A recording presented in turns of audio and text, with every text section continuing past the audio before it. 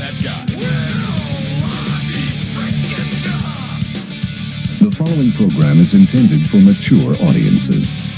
Is it true what they say about the way you people are gifted? Oh, it's true. It's true. It's true. Make sure you wear rubber, dude. Motorboat? You play the motorboat? You motorboat son of a bitch.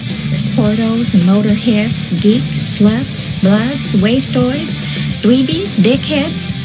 They all adore him. They think he's a righteous dude. What's the David King?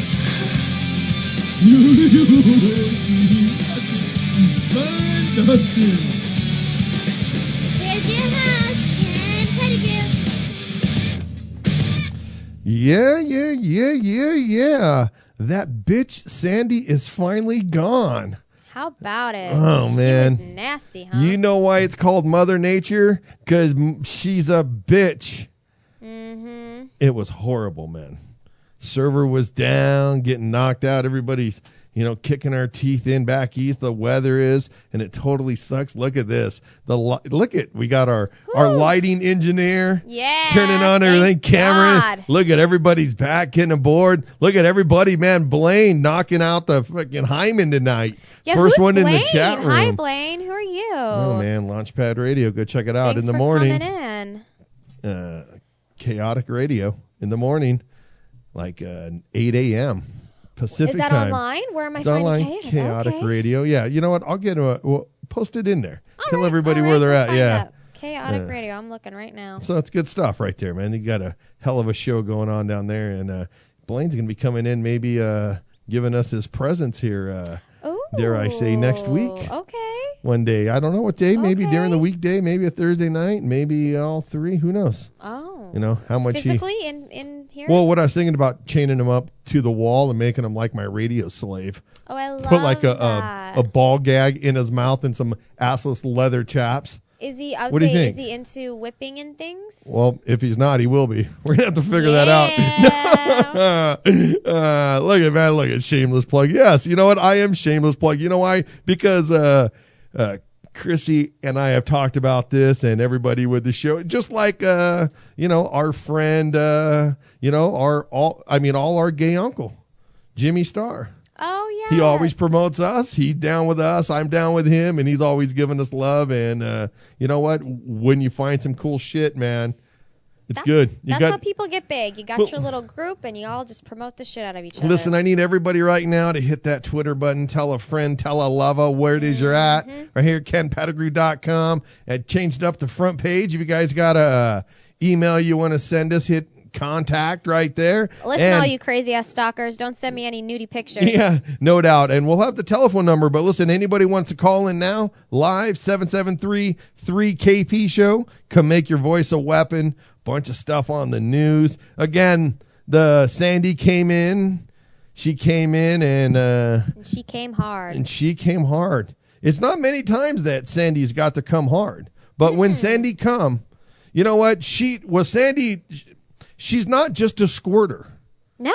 Sandy was like a fire hose. No, it's worse than that. Because she was a sprayer. And if anybody's been around a girl that's a sprayer, like, it's a mess. I bet. I mean, how do you clean that up? Oh, well, it's called the towel. There you go. Put it down for safety. Put it for your safety and mine. Exactly. No, I don't know. I was just thinking about that, but it blew everything up, man. My sister's in Jersey. Oh, she's okay. really? Mouse was in Jersey. Mouse is. Oh yeah, Mouse. Is he not with us this evening? Was he affected by Sandy? Yeah, probably. You know what? And he didn't get the drip. Wasn't that kind of infection? Or infected? Infected? Gotcha. What did you ask? I said, was he affected? Affected, not infected. He could be infected too, though. Oh, with something. Knock on wood. Oh. Everybody out there, you got to wrap up to be safe. Hey, should we tell everyone who that interesting fellow is we're having on this evening? Please. Guys, we are having a medium on tonight. If you don't know what a medium is. Is that like a half a person? Pretty much. No. They will communicate with our loved ones w'ho've moved on. See, you know what? So they say. I don't know. Let's be straight. Ken and I are very honest. I'm a little skeptical. I don't know how this exactly works, but I'm ready to be dazzled and amazed. Well, I will tell you guys right now, if William has my mother speak to me, Yes. you guys will see Ken Pettigrew cry like See- a effing baby. I didn't tell him because we've both have had someone in Baby. our life close who've passed on. But I didn't tell him who because I didn't want to give him any hints Yeah. so he couldn't use it against us and be like, "Oh, it's a female presence." I'm not going to tell you who it is. You got to just lay it on me straight so I know whether you're lying or not. Yeah. So I'm just yeah. oh no. Because I have someone too that I'd love to talk to, but Yeah. I don't want to tell him whether it's a Oh, boy see, or a you know girl. what? I can't say I'd necessarily want to talk to him because I think that would. I think I just need to move on with life. Okay. Well, maybe she has something she wants to tell you. She didn't get to tell you. Oh God, no. You just have to listen. Just No, listen. no. She's told me enough. Okay. She said, "Ken, you're a fabulous young lad. That's right. You were fabulous, and what a great angel child you were. They should have know, made a that's- saint after you." Well, there's still time for that, Ken. Could you imagine Saint Kenneth? What does it take for the Ken Pettigrew Show followers to call the Pope? How does it? I mean, what does it take to become a saint? Guys, let's start tweeting. Or you know what? Or should I start out? You know what? I am. What's your guys' thought? Is there any listeners out there that are looking to get married or thinking about getting married? Let ordained minister Pettigrew marry you. Why don't you get ordained? That's what I'm talking about. Just do it for real. If I did that, would somebody let me marry them? Oh, yeah. Let's just get Squeak and Mouse to get married just so you can ordain them. Could you imagine? Hey, Squeak. Look, I bet she would be down with that. Oh, girl. Oh, she would be she down would be with- down. she She'd would be totally like, be down with please. She'd be like, that. That's exactly what she'd do. let me marry my mouse. Uh-huh. I know. You know what? That's something about a girl who can roll her tongue like that. It's got a You're down with it? Well, I bet. Does that do it for you, Ken? No, I'm just saying that's got to be good. It's like one who can roll her tongue like a wave. There's got to be some sexual advantages in that. I'm sure there are. There has to be. I'm just saying. Listen, there are many things to lick on a man as long as he's willing and open. Like their toes? No. Even deeper, See, Ken. I don't, even deeper. I don't know about men. People, you got to have some damn clean feet. You know, you got to have some clean feet. Okay, I get it, but I think this is what I think. If What do you it's think? someone that you love, Uh-huh. who cares what hole or orifice they want you to put your tongue Wow. in? Right? Because you love them, you've been through whatever with them, you trust them. What does it matter? Listen, As long as you're not putting your tongue in anyone else's orifice, then just who cares? orifice to orifice. How many? See, look at that. What's your guys' thought on the tongue and the orifice? Anyone. Anybody out there is the tongue and the tweet that tongue and orifice, Tongue and orifice. on the Ken Pettigrew Show tonight. Mm-hmm. I'm just saying. Hey, that's what we do. It puts a whole nother thought to blowhole, Wait, I got to spell orifice the right way. isn't it? I'm sure it's a PH, right? It's Yes, gotta be it a is. PH. Yeah, because I think with an F would be like an orifice in a car. I don't even know what that is. You know, and here, let me tell you a story. Since we're Oh, talking, yeah. ORPHUS. since we're talking about orifices, Yep. this goes way back now. When I was like 20, I just turned 21. Uh-huh. I was getting married to my first wife, and my dad at the bachelor party has a stripper. Okay. She comes over, and she was obviously, I mean, this was here in the Inland Empire, known as the IE, and at that point, I'm really nervous. it was way 90. No, yeah, it was still 909. I mean, anything north of the 15 was like Arizona. So it was Okay. like a whole nother state then. And this girl comes in, and she's got her nipples pierced, and she has a chain in the middle of them. But prior to all this, she was real trash. It wasn't very. She wasn't cute. No, you know what? It wasn't even. No it, classy strippers from the Inland Empire. It wasn't. There's probably not many classy strippers out there that are getting paid from a phone book. How about that? So, but when she walks in and her bouncer guy shows up, goes and it says, "You can't put your hand in any orifices." That's what he said. And my pop goes, "Even our own." Oh, so I just thought. I mean, and so if you That's guys. pretty dirty. If you guys understand where some of the sickness comes, Yeah, that's where Ken comes from. it's all fun though. Well, you know what? I came from an orifice too, and I We sure all hope did. you get made from one and brought to you from one. Yeah. What do you think about, speaking of orifices, Yes? at this point, being born, you don't even have to be in one anymore. What do you think about stem cell research and they're making babies? You think that they've made a human? You think that they've engineered a human?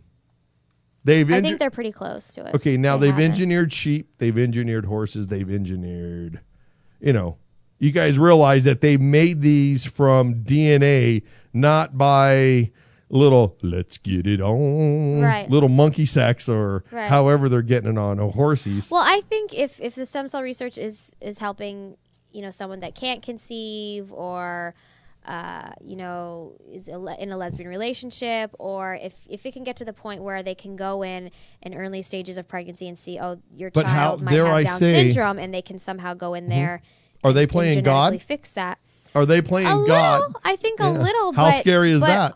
It is scary. It is scary. I mean, I think it's as scary as robot cars. That whole idea I think freaks me out. I think it's worse than that. I mean, you realize I think that it will be literally, I'm not a God-fearing guy in any sense of the way. Mm-hmm. And it doesn't scare me, but I tend to believe that's what scares church people. Yes. That's what scares any kind of religion. Yeah. Is that now literally you are making life without any procreation. Right. And then, that goes against a lot of their theories, right? As far as- Well, other than Jesus. He was just yeah, he me. was, that's the way God was too. Ken. He was just always No, God, there. there's no such thing as a God was made. Right, he just was always there. That's what you're taught in religion. I mean, that's not He was true. just always there. And then I would always say to my mom, what do you mean he was just always there? How's he just always there? Yeah. She'd be like, he just was. He just was a good answer. He just is. You That's just why. that's why it's called He faith. that's like any He time was when just someone always there. that's always the same answer. See, it's funny that religion and politics cross so much. It's like when someone says, "Well, why did Obama have to spend so much money?" Well, because he had to. Why? Because he had to. Why? Because he had to. Well, why? Well, because he had to. Right. Why though? Right, The right, answer right. isn't because he had to or because he was just there. It's craziness to me. Yeah. It's crazy that's the people's. And listen, and you know what? Honestly, that if I'm wrong, in the big picture, Mm-hmm. I hope I'm wrong about God. And Well, yeah. but because that, But you don't want to end up on the short end of the stick if you're wrong, right? No. The difference is I'm willing to pay the price. You know For what? sure. But here's the thing. I'm willing to pay the you're price wrong, if I'm wrong. Wait. If you're wrong, and there really is a hell, and let's say it's the hell in the conventional sense, how the Bible says there's a hell. Like fire and yeah, stuff. fire, demons, torture, that kind of a hell. I'll fit right in. Which I don't know. Maybe hell is just separation from God. Who knows what Okay. hell is? But let's say it's hell in that regard. If you're wrong, think about what hell really is as the Bible says it. And I know it's easy to be like, yeah, I'll pay the price. Let me be a tough guy. I'll pay the Oh, price. no, I But could. honestly, think about that. No, Being I could. burned constantly all the time. No. Tortured, stabbed. Okay, well, after the break, Blah, let's blah, talk blah. about what your hell is. Let's talk about what my hell would be. I don't think that's my hell, though, but I'm just No, saying, if I you're understand that. wrong, No, I are you understand really that. willing to pay the price? Yeah, I am. With hell in that conventional sense? Oh, for sure, because I'm, call it too arrogant, too stubborn. That's what I think too. to- But what I is think it? if it's really that bad, Ken, No then one's- anyone would be like, "Oh no." I Yeah, don't want but the other thought is, what if there's not such a thing, and we've just lived our life on Well, some yeah. hope. I mean, I think some dream. I think that's very possible in reality. That's just my thoughts. But I listen, just- everybody, okay, yeah, break. we're going to take a break. 773-3KP Show. Tell a friend, tell a lover. Brought to you worldwide. WROMradio.net. All 56 countries. I'm Ken Pettigrew. Be right back, everybody. Connection go wild. If it's alright by you, I think I'll stop by for the fire.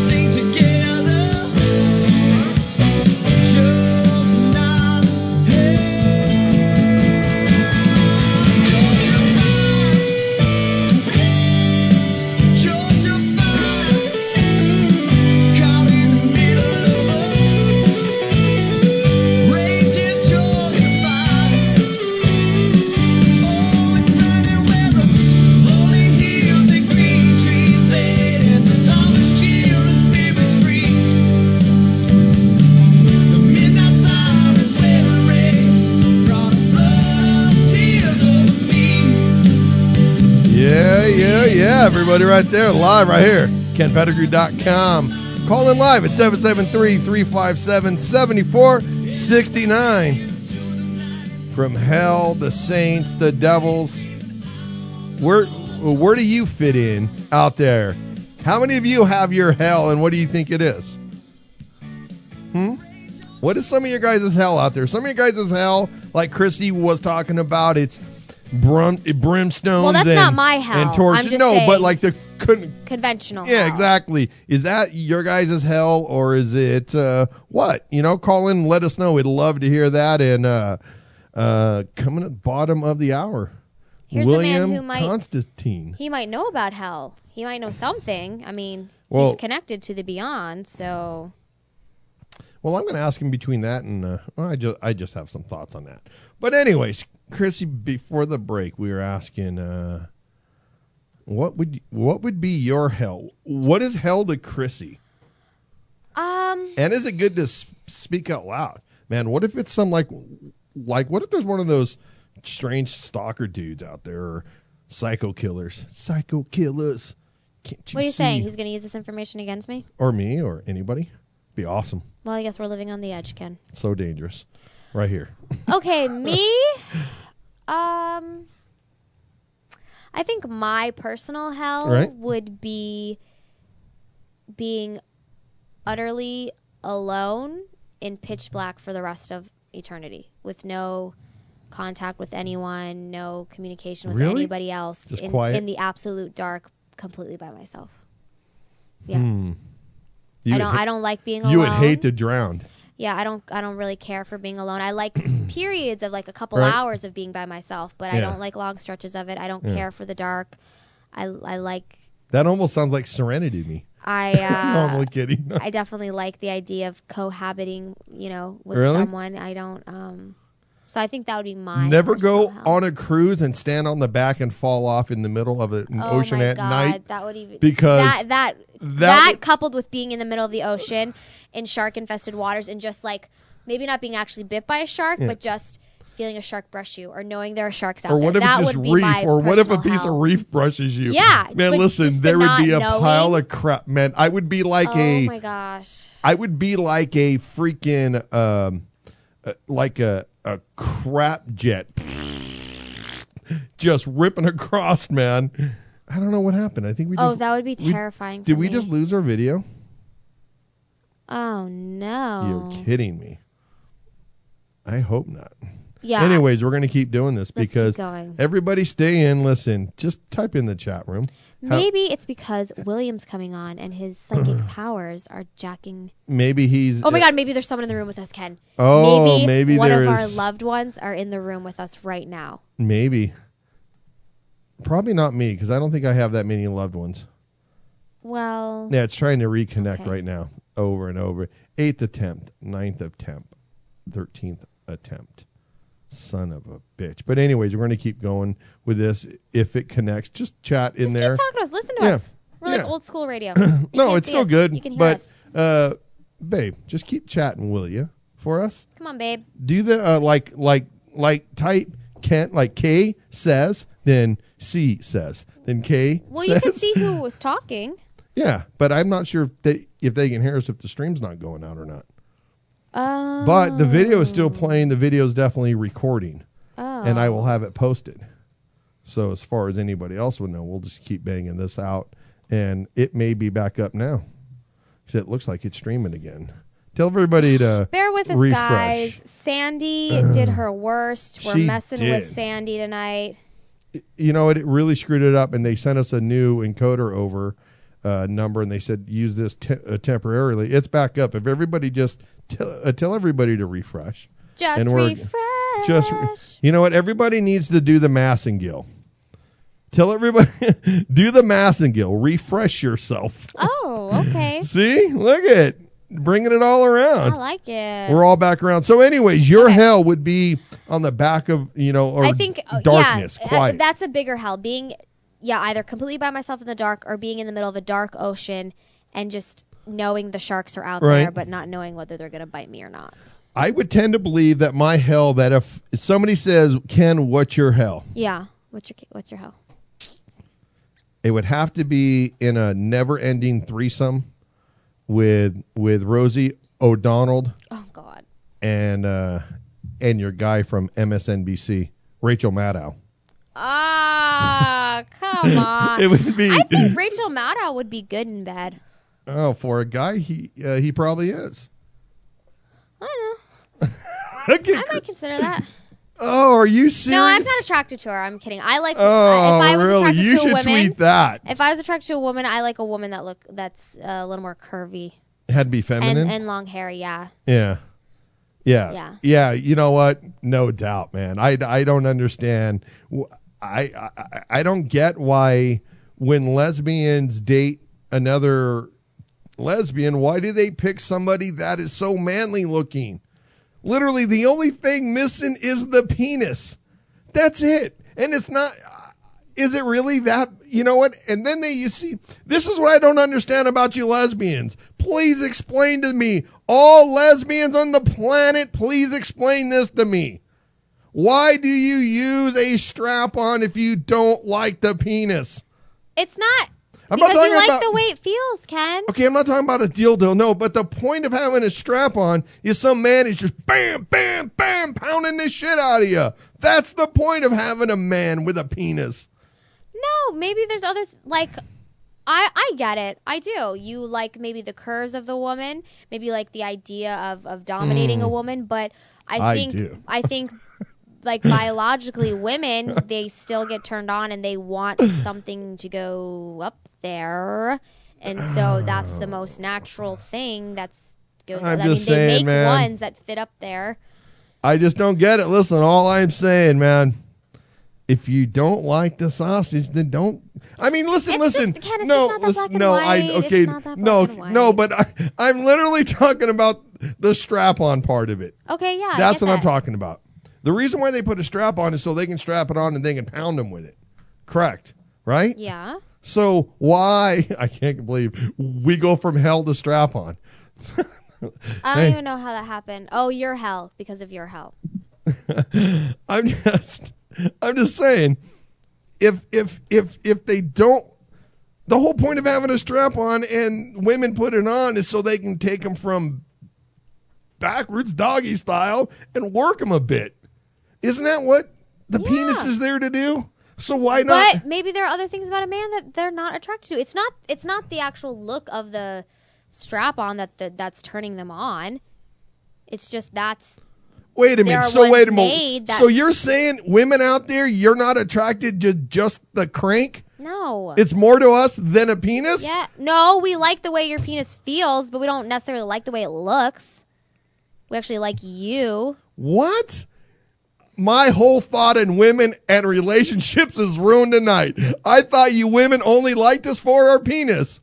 Oh, Ken, you have so much to learn. Damn. Well, maybe William, he can help us out with this one. Maybe William can. Really, I am crushed. I am crushed. I am crushed. Ken. Really? You don't, yeah.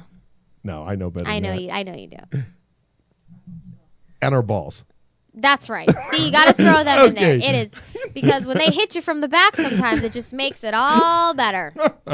Oh, man. The worst part? Oh, my God. Never mind. Go ahead, Ken. Please. Guys, man, has a guy ever bruised a ball sack? Can you do that? Oh, yeah. It'll get a physical bruise on it. Yeah, you can feel like they get tendered, especially 2 for Tuesdays, and you get a little softness and they get a little like, wow. You know what really gets women probably I can't even believe we're having this conversation. Women probably get sore vaginally Inside, yeah. after for sometimes if you stretch it, it literally or you feels like go- you're stretching the skin up. Yeah, or you go I a couple swear. of times a day or something. Yeah. And you know what? And I think it makes it, you know what? Here's a question. We should find a doctor. How do we find a doctor to answer this question on air? If a man has sex twice a day for 30 days, does his penis grow? What? Okay, think about it. Maybe we should talk about, write this down for after William. Okay. Penis grows after sex for 30 days. Okay. Wait, what is your logic behind that? Well, because if you stretch a tire enough or stretch anything, like take it and stretch it. Okay, you take a rubber band and stretch it, it just stretches easier. It gets longer and longer and longer. Okay. So my thought is fat people, their skin keeps stretching. So if your penis gets hard, and stretches, does it literally get longer and thicker because the growth is physically bigger? No, maybe this. No. Well, can you? Well, I don't know that answer. You've gotten hard-ons your whole life, right? And it's grown and shrunk and grown and shrunk. It's never shrunk. Well, you don't think it's grown yeah. to hard, and then when it's flaccid, and then it's hard. No, and but then I it's think lately, I'm gaining some. I must be something in the water. That's all I got to say. Well, listen, we're gonna get our guest on. Yeah. To tell a friend. Oh, and happy birthday To who? first to Landon Robinson, but then we got a special birthday shout out to a member of the show. Oh, fun. Everybody, I'm Ken Pettigrew. Tell a friend, tell a lover, and we will be right back. See that man? See that man? He was wielding the pep.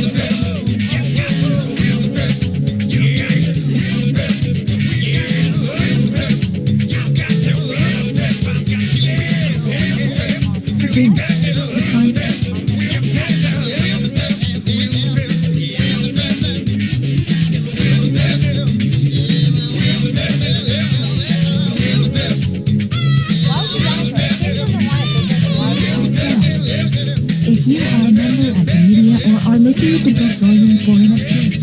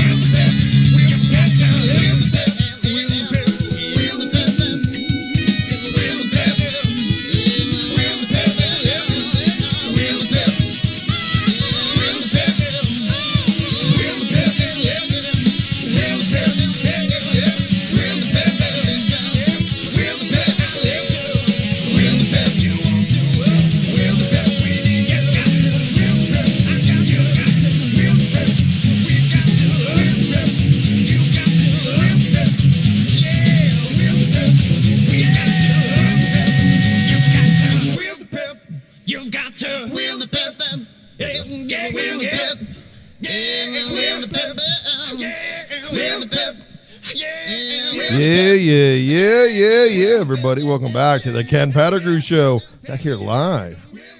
Man. Little Landon, man. Some little Will the Pet. I think we figured that out after about the 100th time saying it at the end of. I mean, how dare I be a smart ass about music? And, yeah. you know, how not me, Chrissy. Never. But we have our guest on, William Constantine. What's up, William? Welcome to the Ken Pettigrew Show. Thanks for having me. Man, thanks for coming on, man. This has been a little work, you know, with your busy schedule and ours and all the bookings, and we appreciate you coming in, man, very much so. So thank you again on that. Yeah, not a problem. So let us know, man. Well, so you're a medium, and that's not, you know, explain what a medium is, because if I do it, I'm going to F it all up. okay, so a medium is a conduit between this world and the next. So basically, I'm the microphone for the afterlife. The microphone for, so you're the Ken Pettigrew of the afterlife? Oh, Lordy. Oh. Well, I wouldn't say I'm the Ken because you're the DJ, right? So I'm the microphone, the device that you're talking into. Oh, see? Okay, he doesn't do the talking. He just relays the information. You're like this beautiful microphone I own. Yes, exactly. Yes. That's Nice. right. So explain that to us. Well, how did you, I don't even know, how do you stumble upon that? Is that something that you discover as a child, where something Did you read weird it in a book? happened to you? Yeah, did you read it? I mean, I can't imagine it's something where you study about it and you can just do it. I have to imagine that's something that you're kind of born with. I mean, so you're saying it's not like learning how to play poker or Scrabble? No, I mean, it is something that you're born with, or in some cases, severe trauma could cause it, like a car accident, or if somebody has a near-death experience, right. Sometimes that could cause it. For me, I was born with it. So, and I didn't honestly know what the hell I was doing up until probably the time when I was 7, and my principal at the time, Mr. Dobis, I had a meeting with him after school because I had, we were discussing the possibility of a school play. And all day throughout the day of school, he was telling me, don't forget about the meeting in the office, don't forget about the meeting in the office. Right. And so I went in to the office at the end of the day, and I said, I'm here to talk to Mr. Dobis. And the ladies in the office said that Mr. Dobis hadn't been there all day. And, of course, being 7 and a New Yorker, I was arguing with them. And I said, listen, I've seen him, I've talked to him, and they just looked at me like I was sort of weird. Well, the next day, after losing the argument, I came back, and the morning in homeroom, they announced over the loudspeaker that he had passed the day before in his office by a brain aneurysm. Really? So it was at that time that I knew that I was talking to something that wasn't there. And prior to that, I felt like everybody saw what I saw. Wow. so I mean, you were in 7th grade. So how old are you 7 there? years old. 7 years old. Did you say 7 years old or 7th grade? Yeah, 7 years old. 7 years old. Man, how does a 7-year-old little William deal with this? Did you get scared? No, I had been dealing with it throughout my whole life. And initially when, granted it was only 7 years at the time, right. But initially when they came to me, you know how when you hold your breath sometimes and then you stop holding your breath and you see all these like little starry like figures or dots? Yeah. Well, for me, initially the spirits would form figures out of those little dots, except for I wasn't holding my breath.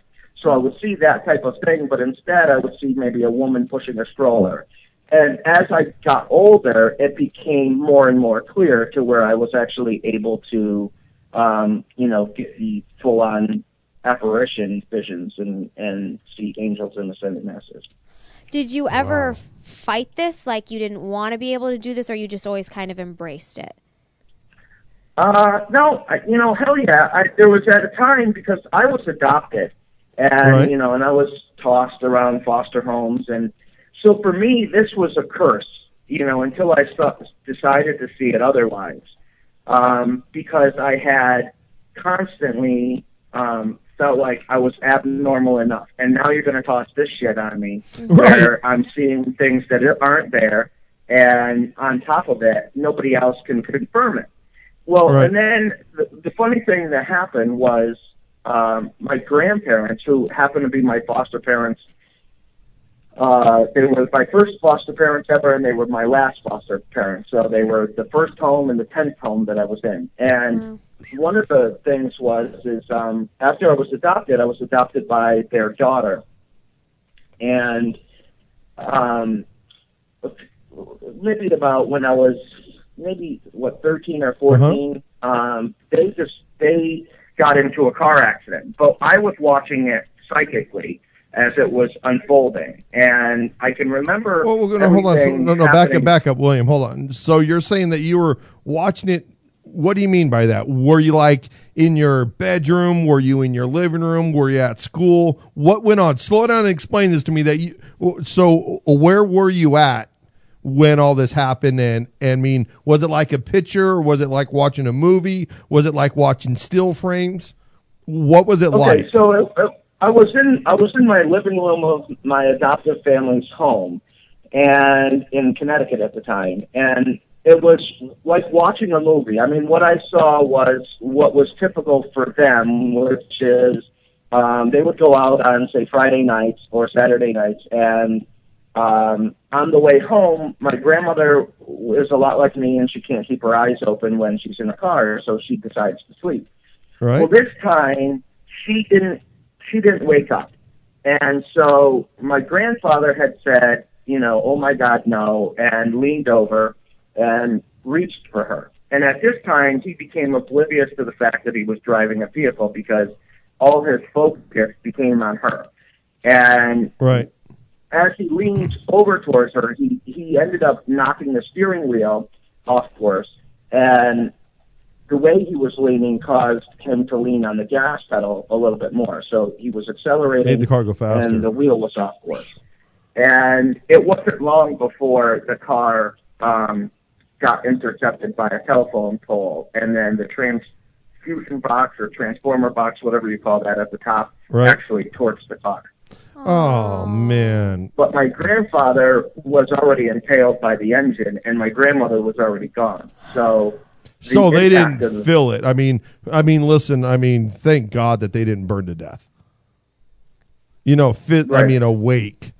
Oh my Lord! So you saw how did you explain this? What parts? I mean, what was? I mean, is this okay to talk about? First of all, this got to be pretty heavy for you. No, it's fine. No, okay. I got it. So, I mean, did you have? I mean, and dare I put it this way? Were you had a go cam view of from the windshield, or I mean, what was your point of view? I guess it is what I'm asking. My point of view was more or less like I was in the, I guess the center console. I mean, they drove a station wagon, right? So it was a big car, and there were some foster kids in the back of the car. They got out safe, but my grandparents were gone. But I was basically as if you could sit in the middle of the front seat. So, and I was sitting right there and was actually able to, watch this happen. So it was like I was up there with them. That's, when you first said that, all the details. I thought you were seeing it as a movie, but you're saying it was almost as if you were in the car with them, experiencing it. Yeah. Right. That's heavy, man.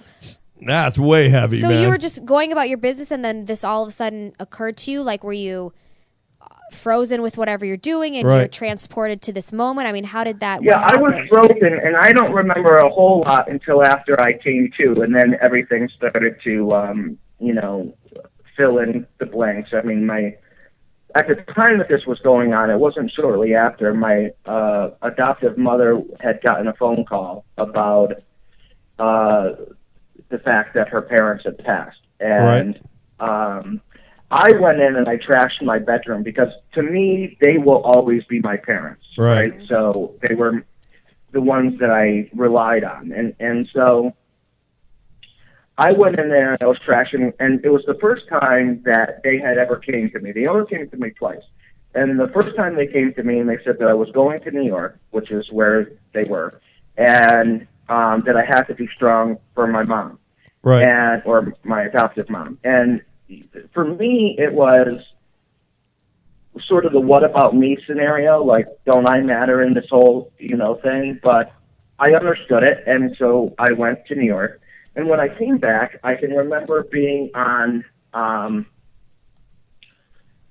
a ledge of a cliff that I always used to hike there. Like, I'm a big nature lover, and I can remember being there. This time, I had been on this cliff many times before, and it was the only time that I've ever contemplated jumping.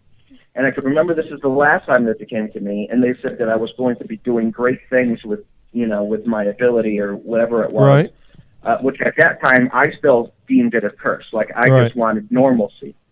And now I realize that nothing is normal, right? So it's normal is an illusion. Right. So at that point, I basically said, okay, I'll step down, because they had me enough intrigued to figure out how I was going to change people's lives and so on, and how I was going to do great things. And now, it's years later, and I see what they meant. And pretty heavy, William.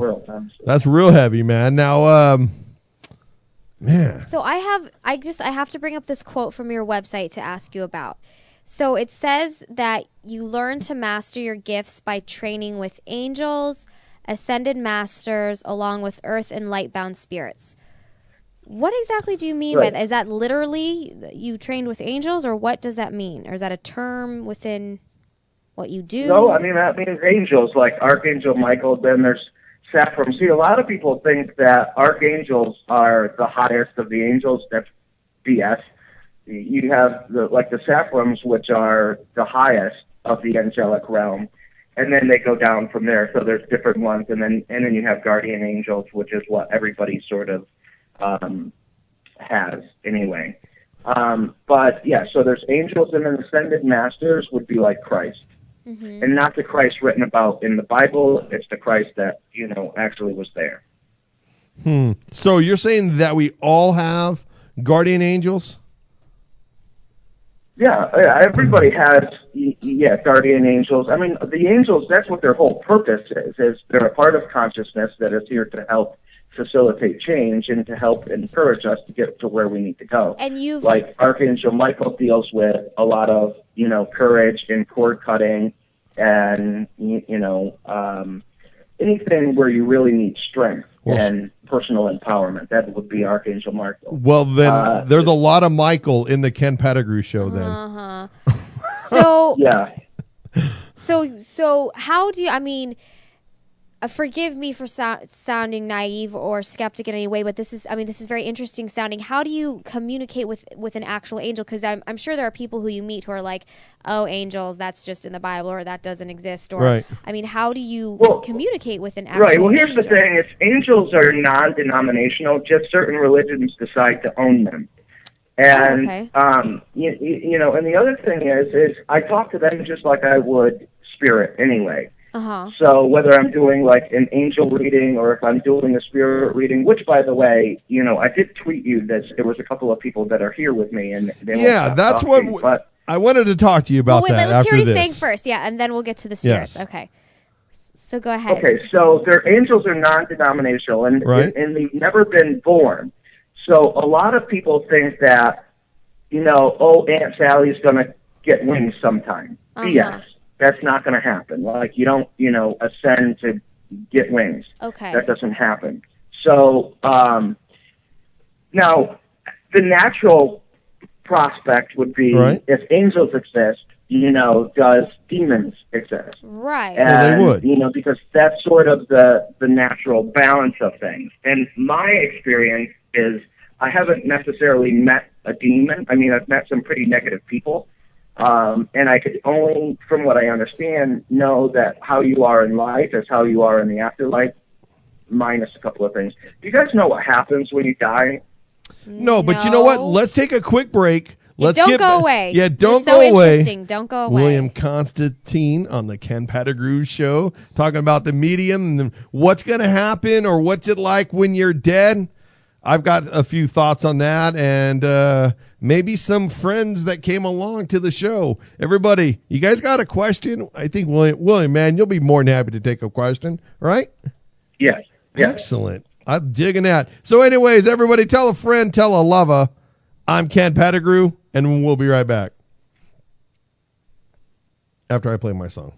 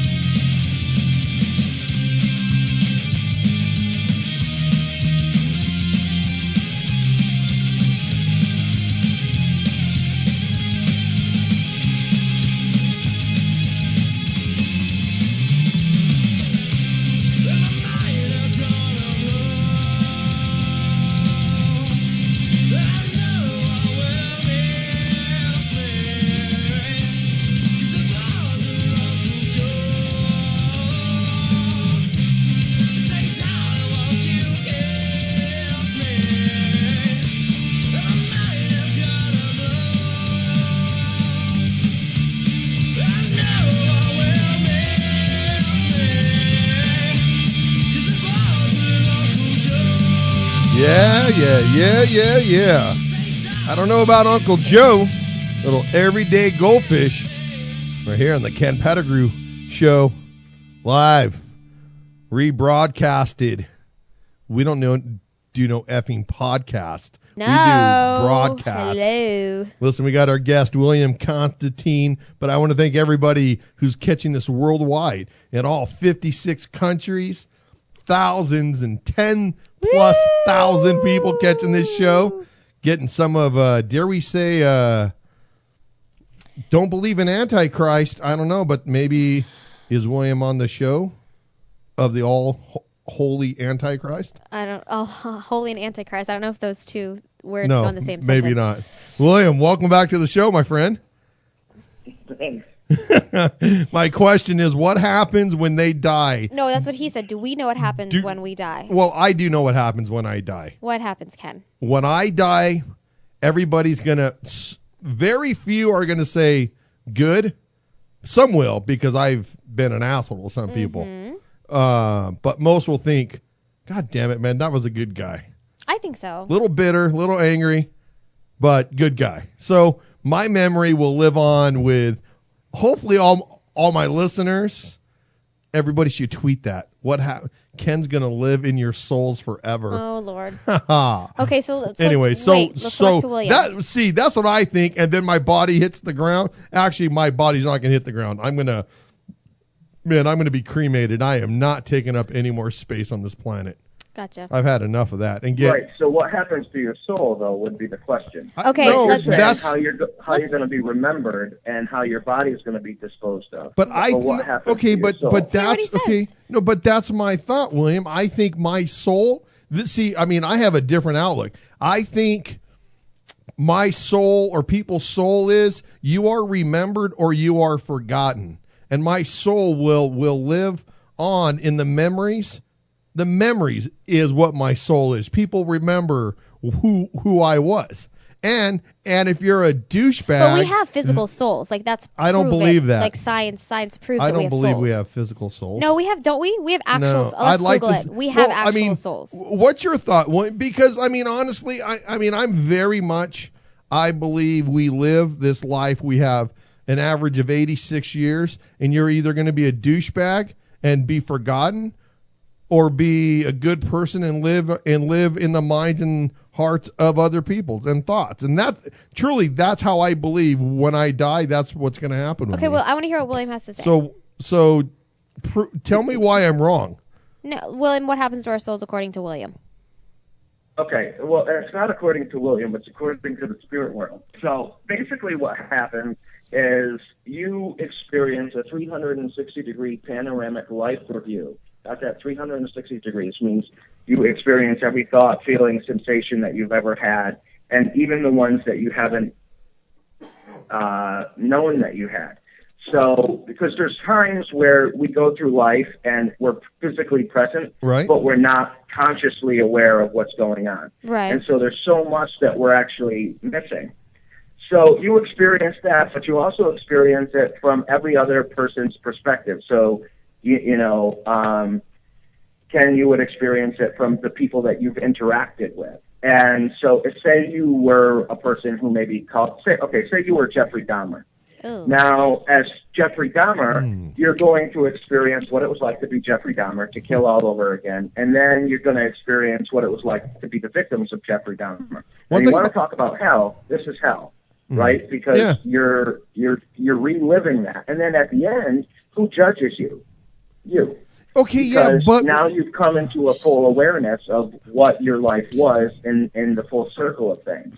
But wait a minute. If I'm Jeffrey Dahmer, and plus we definitely know, everybody knows that Jeffrey Dahmer likes white meat or dark meat over white meat. You look him up. But anyways,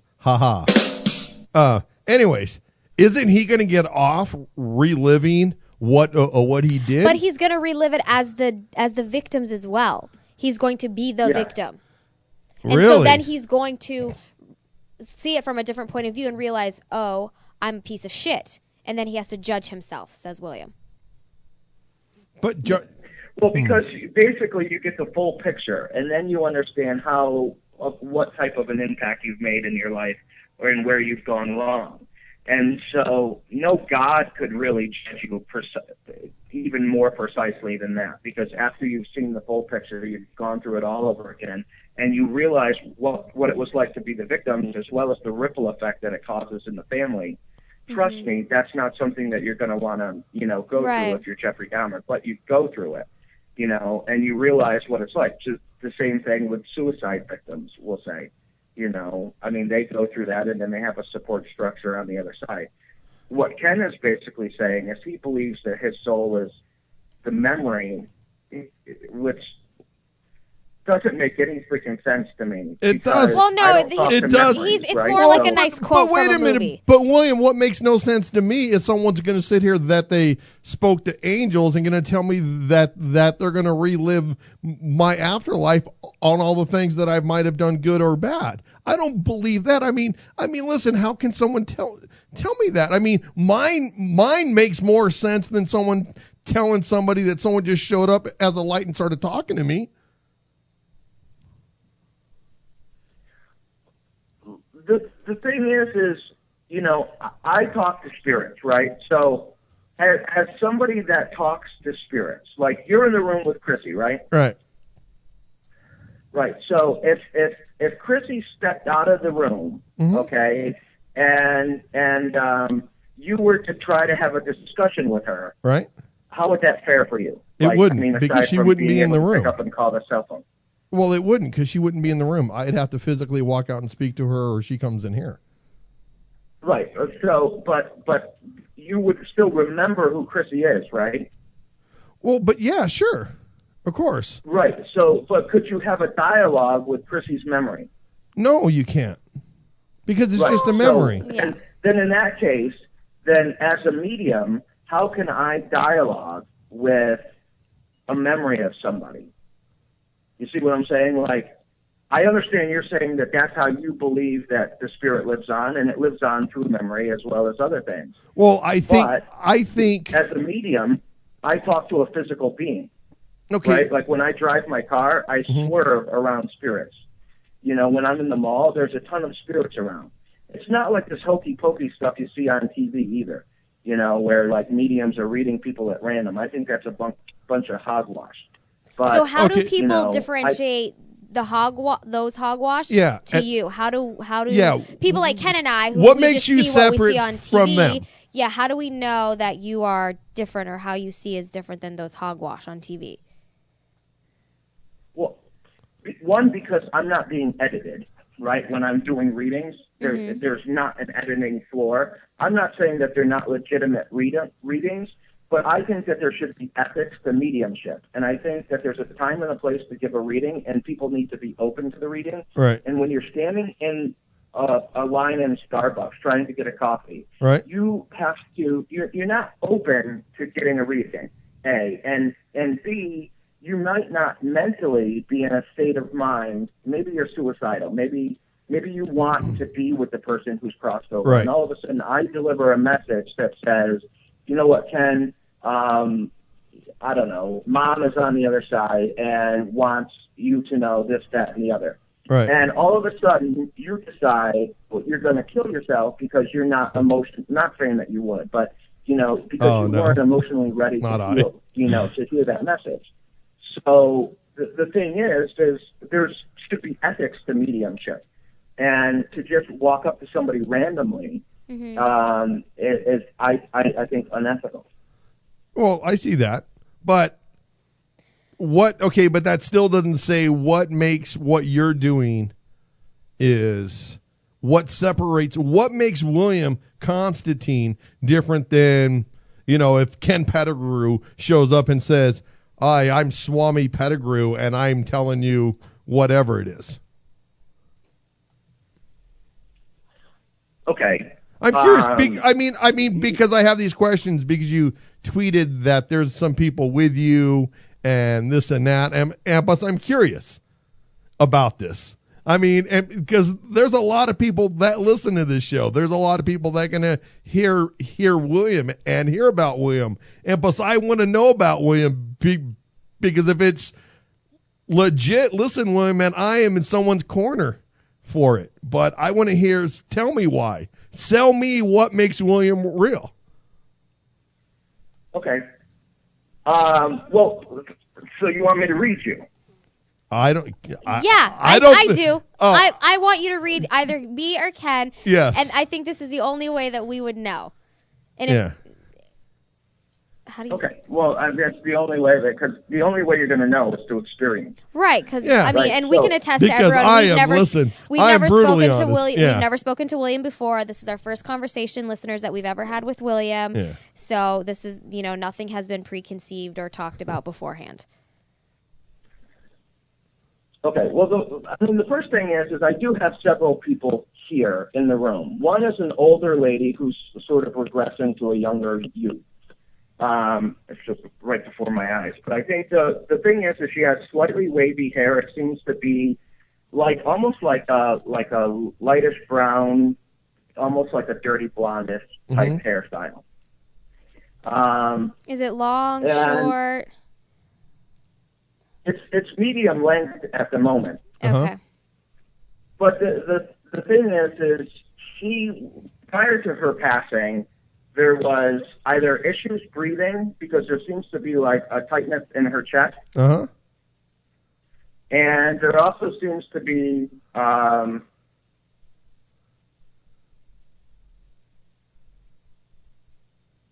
right. Well, there was an issue with mobility. So, and it's also something with her blood. So, with her blood, you said? There's something with her blood. So I don't know if there was a cancer connection with her specifically, or if there was just something maybe like diabetes or some type of an issue that way. Right. So Ken, since you're answering me, is this making sense to you? Or, I mean, are you... Well, no. I just want to hear it because Christy's got the same thoughts as I do. Because I mean, we're both kind of in that same boat. We're interested in what you're saying. I but mean, we're we're both a little definitely interested, but I'm unsure still of skeptic. how- But sure, yeah, for sure, yeah. Okay, but who I'm describing, Uh-huh. I don't care about your interest right now. Who I'm describing, does it make sense to who you know on the afterlife? Yes, definitely. Okay. And this person is very talkative, right? The woman at least is. The men aren't so much. Okay, Chrissy, I think one of the men is connected to you, and I'm not necessarily sure how, but there seems to be a person that passed too soon, and I think he's connected to you. The woman's definitely connected to Ken. I mean, I have two ladies in my life that passed too soon, but I don't have a man that did. That would be very close connected to me, but I have two women that did. Okay.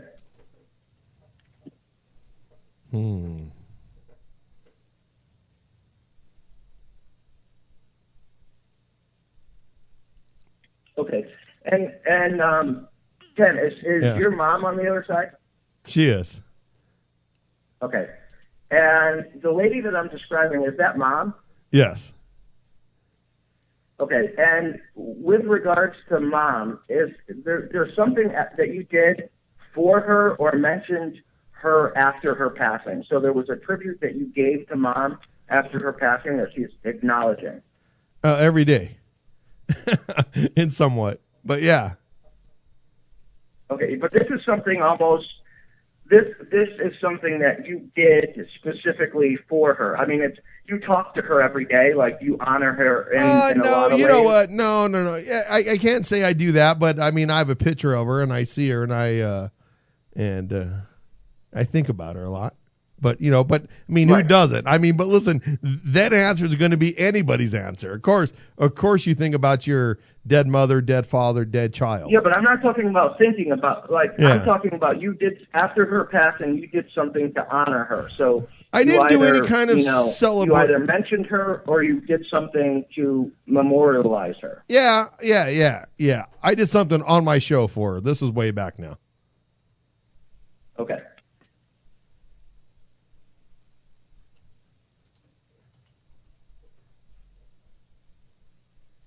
Okay. And with New thought of dead air. He's talking to with mom, you weren't there necessarily when she passed. Like physically in the room, right that second? Yeah, like when she passed, the day she passed, were you not there? No, I was not there. Okay. And was there a distance between you and mom? Like No. a physical distance? No. Between where you lived? No, a few miles, but not like 25 miles. That's not far. Okay. And the day that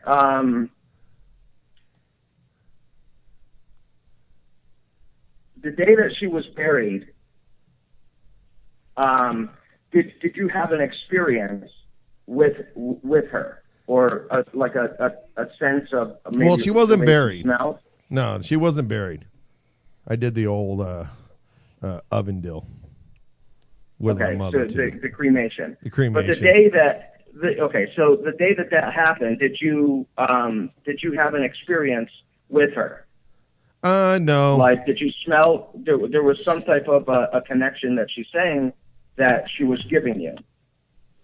I don't know. I was pretty much an emotional. Man, this is my mom. I was kind of a wreck a little bit. So, Well, yeah. I don't know about a connection. You're I mean, did I think or did I smell her? Or did I see her standing in front of me or feel like she was hugging me? No, none of that. None of that. Okay. When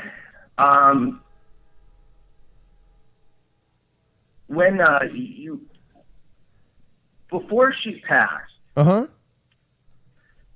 and you had visited her, right? Was she in and out of hospitals? Oh yes, for sure. She was in a hospital a long time. Okay, and was there also various different types of medication involved? Oh, tons of it. Yeah, of course. I mean, but that's like when someone's in a hospital, they're gonna have medicine. Yeah, she was stacked full of it. Yeah, but not. I mean, see, that's the skeptic in you talking, right? So I know that people in a hospital are gonna have medication, right? But I'm talking about also when she's, at home. And they're also, what's with mom's mobility? Was she bedridden at some point? She was, yeah. Right before she died, she had diabetes, and she was all dried up. When you said the blood thing, that was the diabetes in her. She was dialysis. Her foot started to turn, and she was a wreck, just a wreck. So Right. Lucky me, as a good, loving son, I pulled the plug on my mother, and then I signed for her ashes. What kind of son is that right there? Will not only pull the plug on his mother, will sign for her ashes. That's love.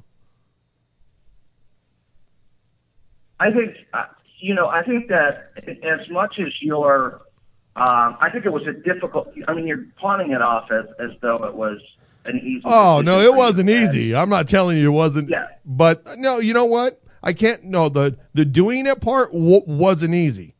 The decision to do it was easy, because as a son, I couldn't let my loved one. Listen, I would shoot my dog if he broke a leg. I mean, and I would put him down. Right. Well, because what she's saying is that in all honesty, you talk a big game on how tough you are, but in all honesty, you're very empathic in that you feel what other people feel, and you're very connected to the people around you, and you care deeply about the people around you. Oh, I care deeply about the people around the me. people that can get into your sphere of, comfort zone there, because, you're not easy to penetrate in that sense. Yeah, no way. No, I'm not easy to penetrate. No. My boyfriend hated Right. me. But Okay. in the fact that, you have a tight-knit group of friends, Yeah. and then you have people that you have leeches that try to attach to you. And this has been a theme that sort of has Forever. occurred throughout your entire life. Throughout my entire life, from music to the radio show to, I don't know. I stroke my ego. I tend to be popular. Yeah, but I think that's also a good thing for you. I think for you, you like the sense of contribution and the sense of being able to give your opinion freely.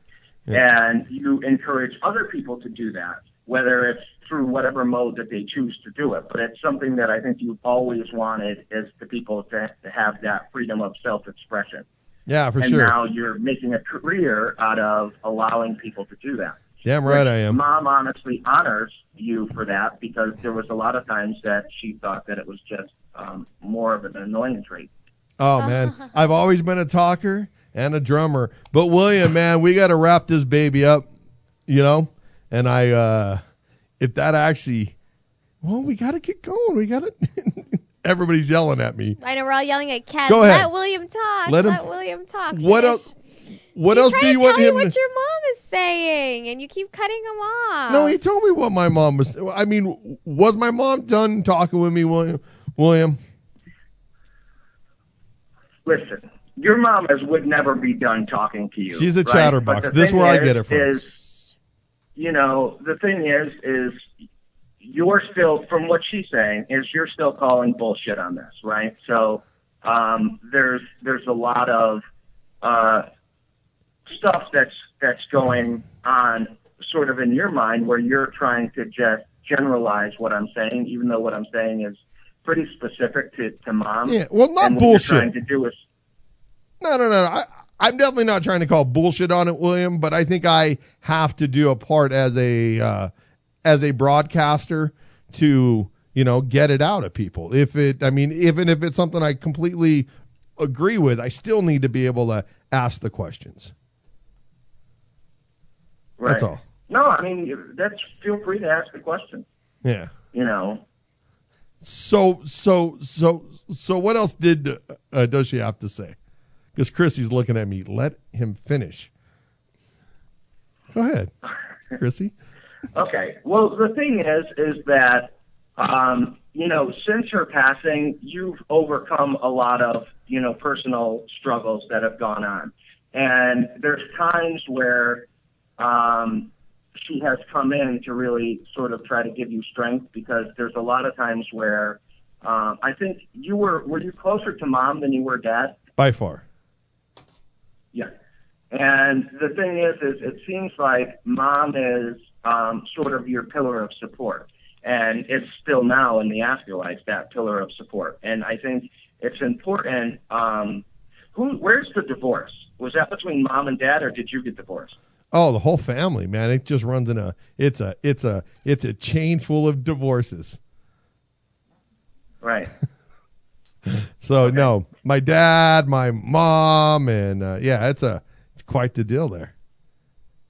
It's kind of like when alcoholics become alcoholics. Divorced kids normally are from divorced parents. Go ahead, William. Continue. So, but the thing is,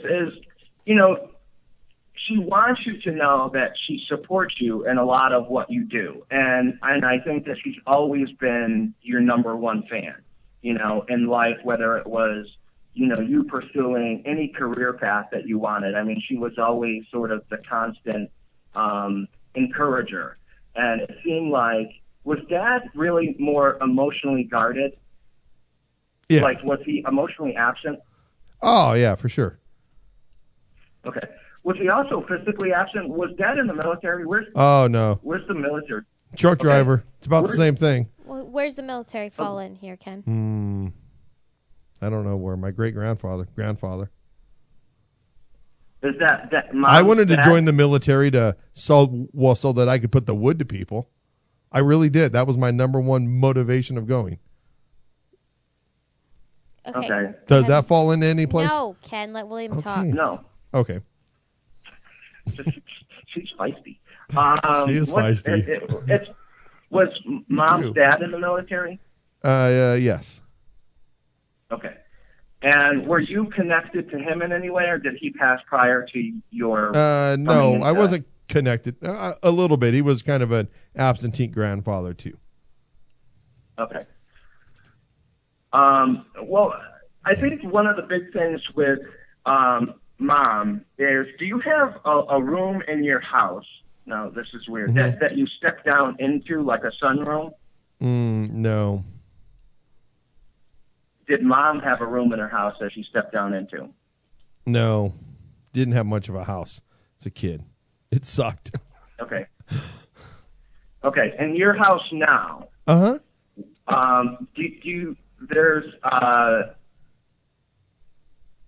it more or less an open floor plan? No, not really. It's just kind of a standard old 70s house. I live in a 70s like style. if I'm in the kitchen, I could see the dining room, but if I'm in the dining room, I can't see the living room. No. No, I can't? Maybe a little bit. I'm wrong. No. Okay, maybe a little portion of it. Yes, a little portion of it. Isn't that the room that I've been in? Yes. It's the same room. Okay. It's all one room. Yeah, it's all one room. Sure. Okay, it's all one room, William. I've been in that room. It's all one room. Oh, my God. Okay. So it is an open floor plan. Yeah. So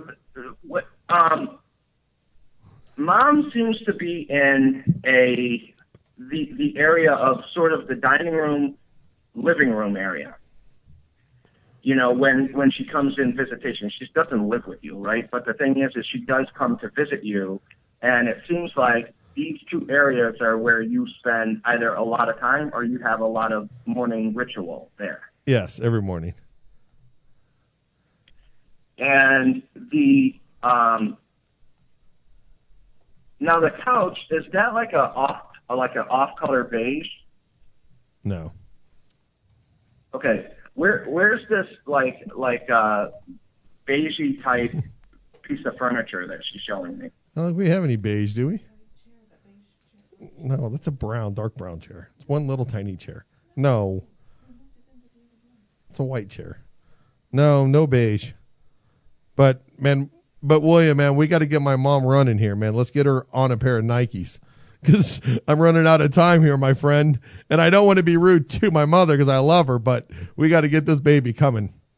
We got to get this going. I got another guest coming on too. But listen, how about I call you off the air, because I definitely would like to find out more about this for sure.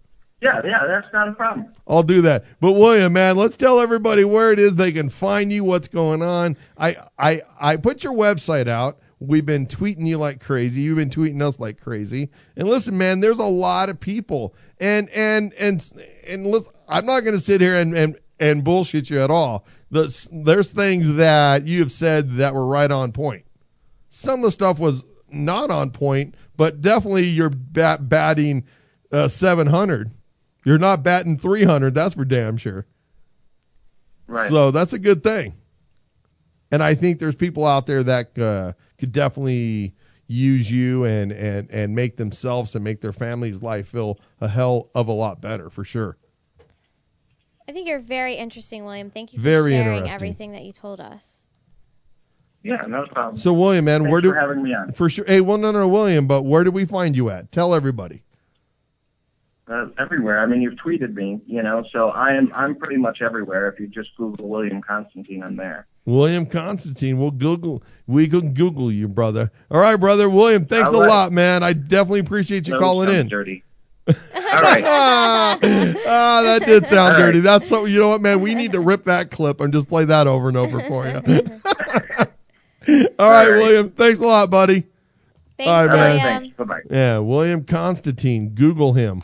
You'll find him. Like he said, that's the easiest way to find him. Tell a friend, tell a lover.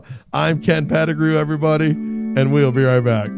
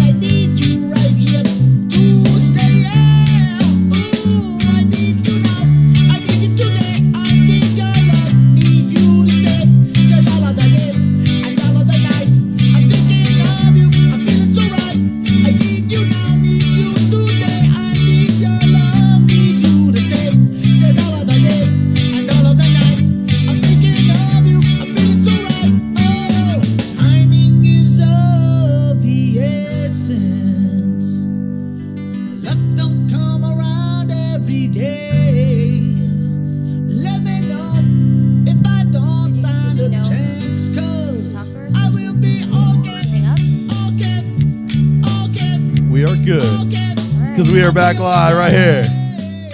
KenPettigrew.com, everybody. We got our next guest on already, but I don't want to introduce Rebecca yet. No? Rebecca Corry, 1 second.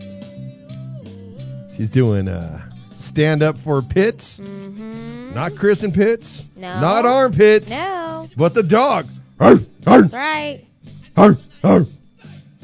I had to play it. I had to do it to the music. But anyway, standing up for pits. Rebecca, Corry, welcome to the Ken Pettigrew Show.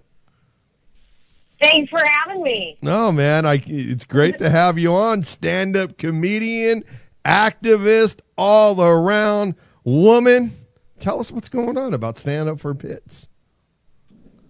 Well, it is this Sunday at 7. Well, the show starts at 7:30. We have Brody Stevens, Rob Delaney, Eddie Pepitone, and myself doing stand-up, and it's hosted by the Big Bang Theory's Kaylee Cuoco. Kaylee Cuoco. You guys know her who plays, she plays Penny on the Big Bang Theory. She has 4 pit bulls. She owns 4 pit bull rescues. Wow. No kidding. You know, our guest that we had on last week, Rebecca, was a gentleman named Rick Bassman, and he had 2 pit bulls, which he brought into the show. And he said that he's really good friends with the couple that owns Angel City Pit Rescue. So he says they're really tight. So he wanted me to tell them hello. I will. I wonder if he's going to be there. It's a really unbelievable event. It's the Hollywood Improv, and there's a dog adoption from 4 to 7, and then pit bull adoption specifically. They're only pits, and then the silent auction starts at 6 p.m., and then there's the red carpet from 6:30 to 7:30. Then the show starts at 9 o'clock, and some of the silent auction items are out of control too. What are some of the auctions? Well, we have a piece of art that Fiona Apple did. All of this, awesome. This benefit, this whole thing came about because of my rescued pit bull, Angel. She's now 9, we think, but I got her when she was, around 4 or 5, I guess. It's hard to tell with pits sometimes how old they are because they can act so young. And someone had dumped battery acid on her back, cut her ears off with scissors, broke her tail and legs, and used her as a bait dog. And she was brought into the South Central Animal Shelter, and the staff fell in love with her. And if you go to my website or you go to my Facebook or my Twitter or whatever, you'll see pictures of her. You'll see why. She is literally an angel. It's unbelievable. So this inspired me, actually, my whole advocacy for pit bulls and this breed and how they're so misunderstood. It all started because I have baby Angel, and she will be there, too. They built her a kissing booth this year, so $1 per kiss. Nice. And and she loves it. She dives on stage and then tries to eat everyone's nachos, so nice. It was a good time at the event, but I mean, because of Angel, all of these, we just did one stand-up for pits in Seattle. It sold out. This is our second one in L.A. We're doing really good ticket-wise this time. There's a few left, and we sold out last year. And then the next one is going to be in Washington, D.C., and then one following that is in Salt Lake City. So I'm producing all of them, and my goal is to have one in every city in the country and to try to turn the hate for this breed around and show people that, man, it's just broken people doing bad things to great dogs, Oh, man, listen, but that's broken dogs. But Rebecca, man, that's the biggest thing in life. And everybody follow Rebecca. I just gave you a little follow there at the Rebecca Corry, Corry. And I knew Angel's in that picture. Oh, I was going to say I knew that this was you because I saw the dog in the picture. And I have to tell you all, I met Angel last week at an event for charity, and she's a very precious dog. She's very nice. And, I haven't had a lot of interaction with pit bulls myself, but she was such a sweet, sweet-natured dog. And I'll actually be there this Sunday too, Rebecca, so I'll have to make sure to say hello and get a little quote from you for the show, too. For sure. I'll be there this coming Sunday. Yeah. That's great. Absolutely. I really appreciate you guys, even taking the time to have me on and talk about this. It's such an important issue. And as I say in a lot of different interviews too, I feel like it's a social issue. I think we need to look at these people. Who are these people that are doing this to these animals? And we need to find out what's causing them to have no respect for living beings. That's a real problem. Well, yeah, because that problem is way, way, way beyond and deeper than just the dogs. I mean, these are some sick people that do this. But, I mean, the sad thing is we don't really want to deal with sick people. I mean, the Ken Pettigrew way would be dealing with them. They would be dealt, and we wouldn't have to worry about them again. But I'm one of the solution solvers. I like to solve problems. So, you know what I would do? You know what? How about this? Tell me. Rebecca, we get these people that have done this to little Angel. Let me take a bat and break their hips. We pour some acid down their backs and make them little, what's bait humans. Oh, God. How about that? How about we troll them for sharks? Troll them for sharks. Exactly. That would be an atrocity. When these people are caught, our laws, they slap them on the wrist, and instead of dealing with the people that are doing this to these animals, which I can guarantee you are hurting children, people, stealing, dealing drugs, committing crimes. They're not just doing this to dogs. These are people involved in some crazy stuff, you know? Yeah, especially, I mean, and especially people who do this to a animal. I'm not talking about, I definitely have different views on hunting than what these people have done to this, to a dog, where they break their hips and feed them and try to make them bait. That's just out of control. You're just a sick human being.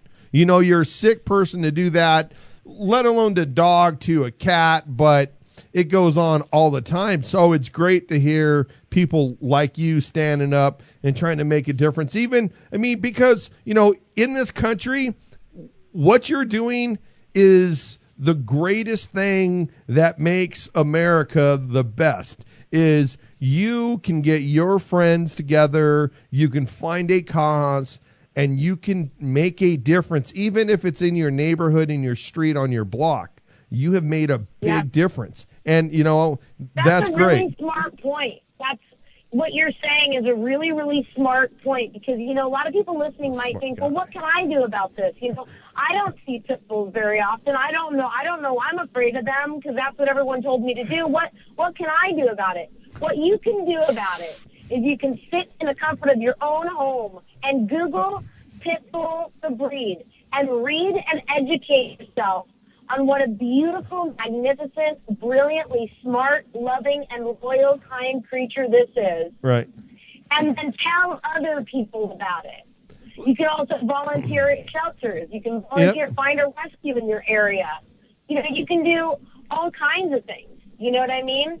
Yeah, for sure. And listen, it all takes, and that's with everything, man. I mean, you guys need to start, literally from the local shelters to your local neighborhoods to your local schools. Go make a difference a little bit. Everybody's getting this bad rap, right? Everybody, just like the dogs, everything gets a bad rap because of a few bad people.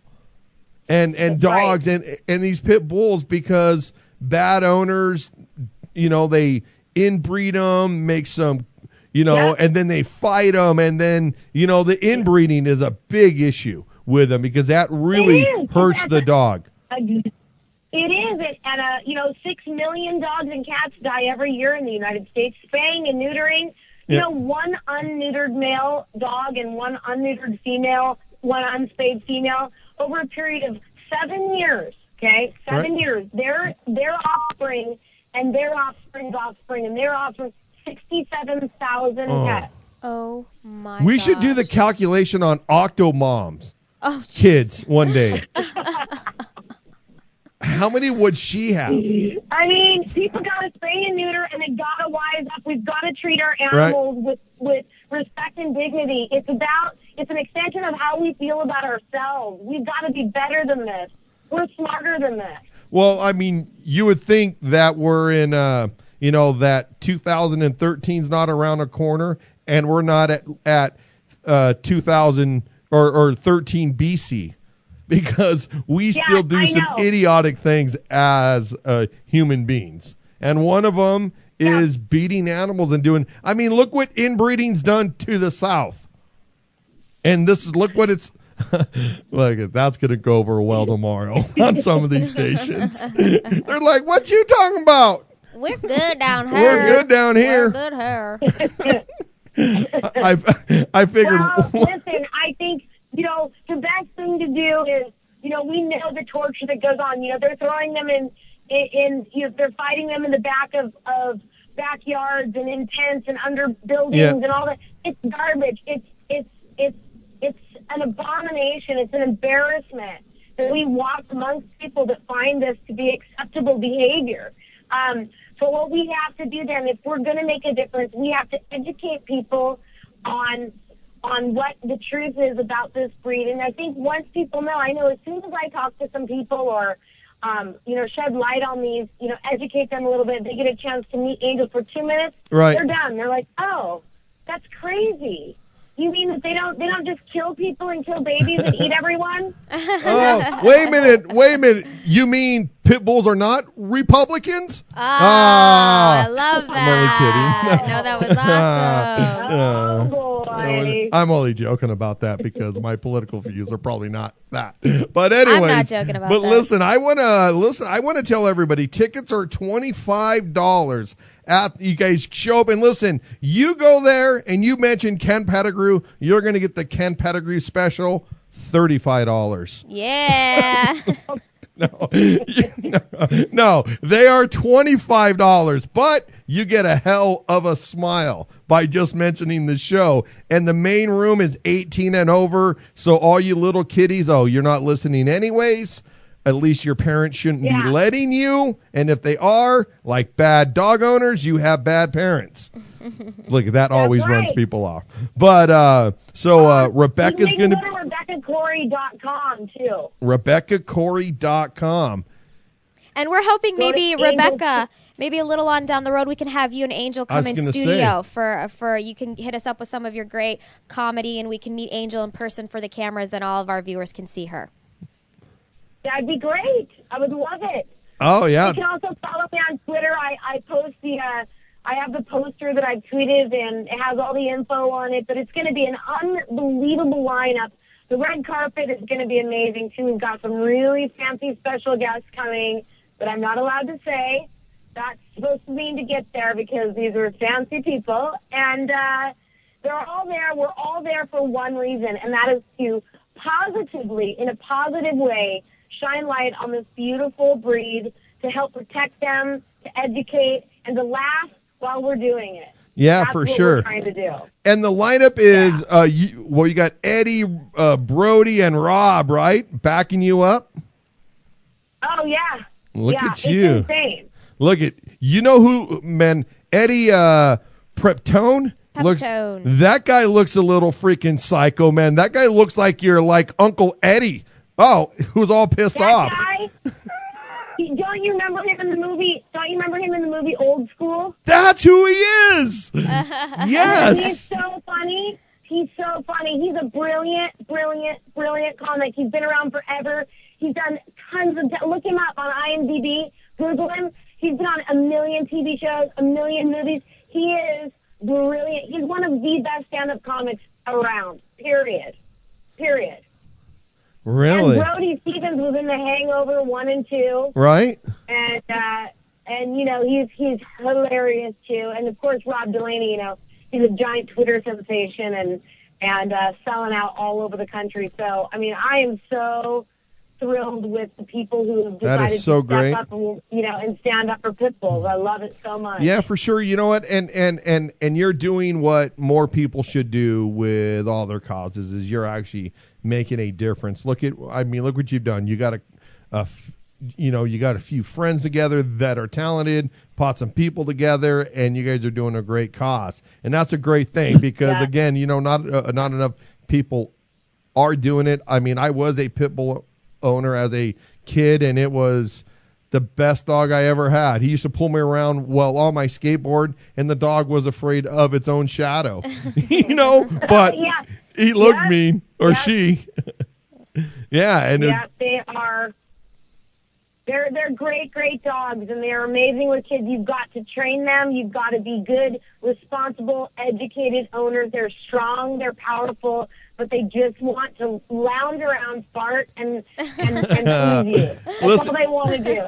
You know what? They're amazing. So, And Rebecca, on your poster, no kidding, yeah, right? I mean, they just want to eat and fart. But on your poster, I see you're playing poker with the dogs. What's in the blue cocktail there? What are you drinking? It could have been Alka. I have no idea. Oh, I think it was okay. a prop. Oh, I'll say a blue vodka if you want. There Oh, we go. there we go. Some blue vodka. and I see that Angel's cheating, looking over your shoulder at the cards. What does she got? Yeah, of course she is. And you're Of course she losing, is. it appears, That's how she too. does. The sad thing is the picture makes it look like you're losing to these dogs. God I damn. think if I were really playing, I would absolutely lose because I don't even know how to play poker. But that's a killer picture, though. Oh, So it's cool. just awesome.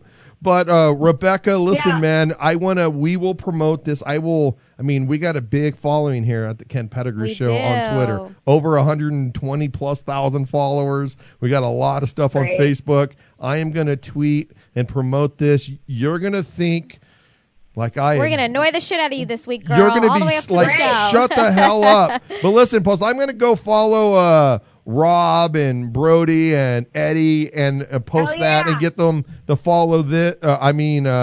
Like all the fans here to start following you guys too and promote this because it's really a good event. And again, everybody, this Sunday, the 4th, 7:30 p.m., that is Pacific time. That's right. Come see me. Come see Rebecca. Come on down. Chrissy's going to be there representing the Ken Pettigrew Show, getting some interviews and handing out some business cards. If you guys want to meet Chrissy, that will be awesome there. And this is at... And Angel will be there. Angel will be there. And we can all kiss Angel for $1. And this is at the Improv in Los right. Angeles, correct? Yeah. That's Ken, right. Kim, Hollywood date night. Improv. Date night. Date night. Date night. Go see a comedy show. Oh, it's a good time. It's a really good time. Oh, the silent auction items are like signed scripts and art and gift certificates and baskets. And I mean, it's crazy. They work so hard getting this stuff. It's awesome. Last year, we raffled off a signed Alanis Morissette guitar. Oh, It's very hilarious. cool. You know what? You know so- what? I may have to work this out. Think about this. Maybe we'll talk, me, you, and Chrissy, well, off the air. Maybe we can work it. Maybe I can show up and we can stream a little bit of this pre-show. I can bring a camera and a few things, and maybe we can bring the whole Ken Pettigrew Show down there and sign some stuff. And listen, I will sign doggies. Excuse me. That's what I meant all day long. Dogs and boobies. He'll sign them. Doggies boobies. Doggy boobies. That's what I meant. Excuse That's me. what I I screwed up the English language again. What you do all the time. All right, Miss All Rebecca. right, well. Thank you. But Rebecca, Thank you so much for For sure. having me, and we'll see you at the event. See you Sunday, Awesome. girl. thanks again. All right, Rebecca. You guys, man, Thank you. you're very, very Bye. welcome. You guys need to go to this event. Check this out. Follow her. Tell a friend. Tell a lover. We're going to take ourselves our last little break, and we will be right back. I'm Ken Pettigrew. That's Chrissy. Fish is out because it is his birthday. We'll do a little happy birthday wishes to my man Fish because he's turning out to be a dirty old man. I never doubted a word that you said to me. I think I'm lost in your smile. Or could it be how your body speaks out to me? I'm lusting all of the while.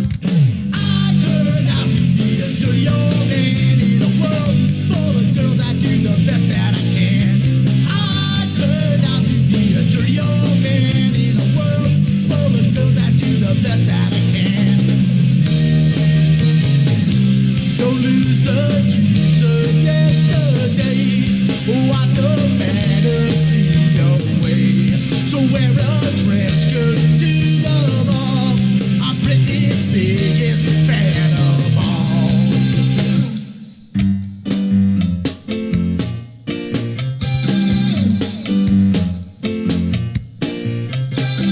Hugh Hefner's God, if there is one, he has to be. Look what he's done with this world.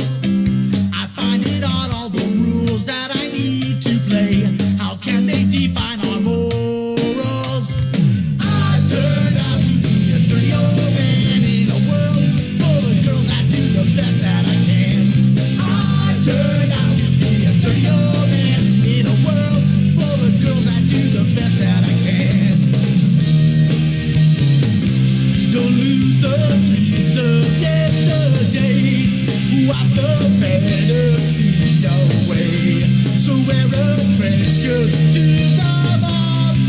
Britney's biggest fan of all.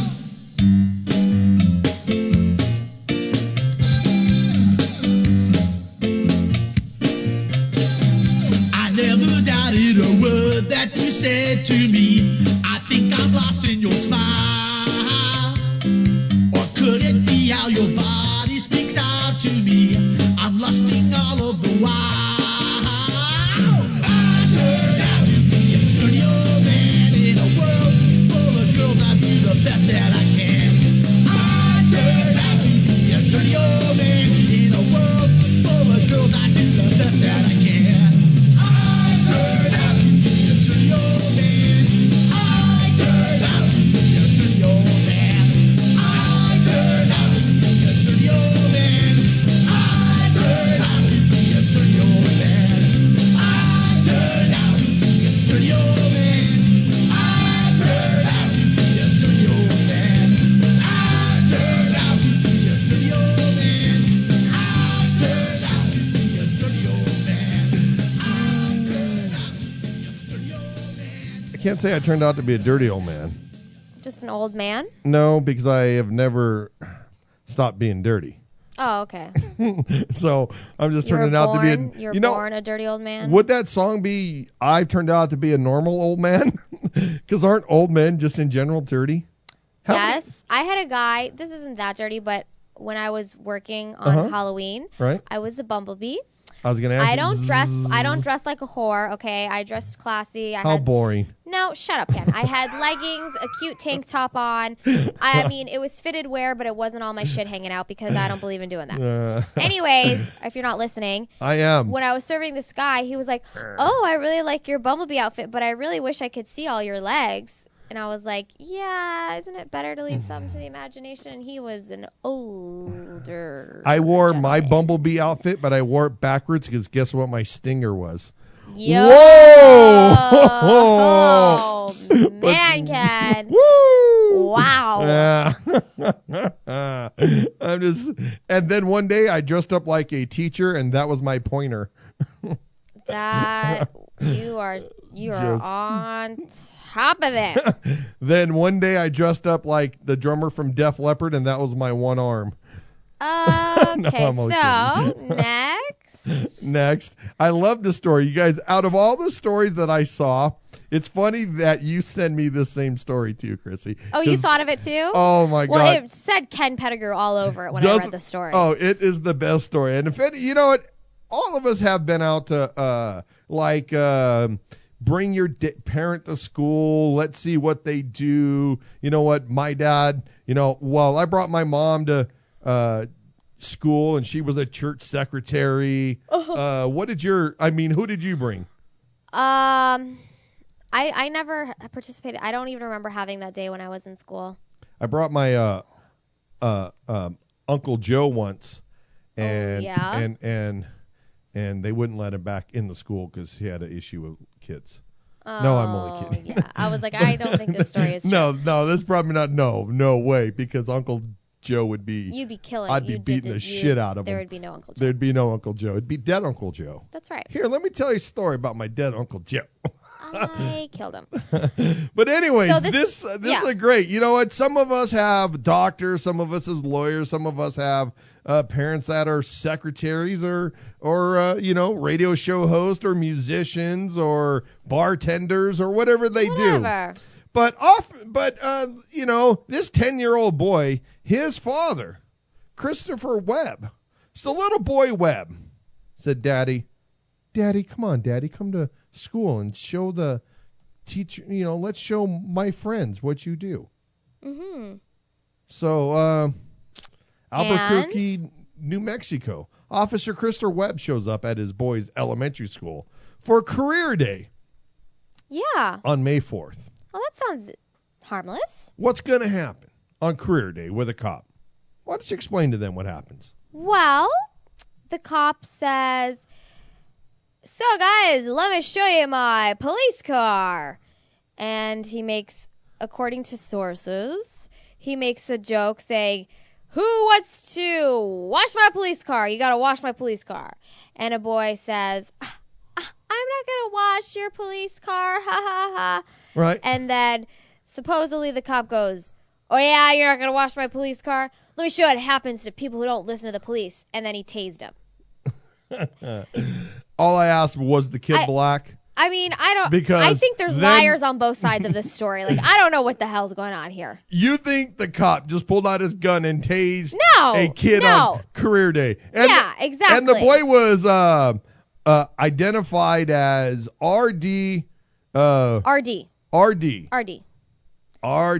Jokingly refused. I guess when he says, yeah, you know what, I'm not going to do that, the cop shows him his stun gun and puts 50,000 volts right into this little shit. You think he sounded like that? Or did he do this? And then... Ew. Wait a minute. What's wrong with you? Okay.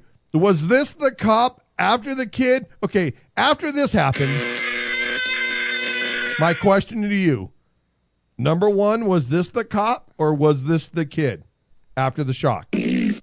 Or was number one fart the cop or was